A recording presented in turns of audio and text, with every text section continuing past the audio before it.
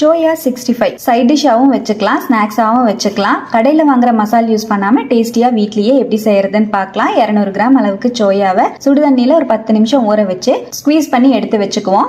சோயாக்கு தேவையான அளவுக்கு உப்பு, மிளகாய் பொடி, மல்லிப்பொடி, கரம் மசால் பொடி, மஞ்சத்தூள் சேர்த்து இஞ்சி பூண்டு பேஸ்ட்டையும் சேர்த்து கொஞ்சமா ஆயில் சேர்த்து நல்லா மிக்ஸ் பண்ணி விட்டுட்டு இதுலயே அரிசி மாவும் கார்ன்ஃபிளவர் மாவையும் பைண்டிங்காக சேர்த்து நல்லா கோட் பண்ணி விட்டுக்கலாம். 1 டேபிள் ஸ்பூன் தயிரையும் கொஞ்சமா மல்லித்தலை புதினா தலையையும் சேர்த்து ஃபுல்லா மேரினேட் பண்ணி வச்சுட்டு நல்லா ஃபுல்லா மேரினேட் பண்ணிட்டு சோயால ஃபுல்லா மசால் பிடிச்சதுக்கு அப்புறமா நல்லா சூடா இருக்கிற ஆயில்ல போட்டு டீப் ஃப்ரை பண்ணி எடுத்தீங்கன்னா டேஸ்டி அண்ட் கிறிஸ்பியான சோயா ஃப்ரை சூப்பரா ரெடி ஆயிடும். கடையில் வாங்குற மசால் யூஸ் பண்ணாம டேஸ்டியா நம்ம வீட்லயே செய்யலாம். ஃபுட் கலரும் எதுவுமே ஆட் பண்ணலை, மைதாவும் ஆட் பண்ணலை. ஆனால் எவ்வளோ சூப்பராக இருக்குது பாருங்கள்.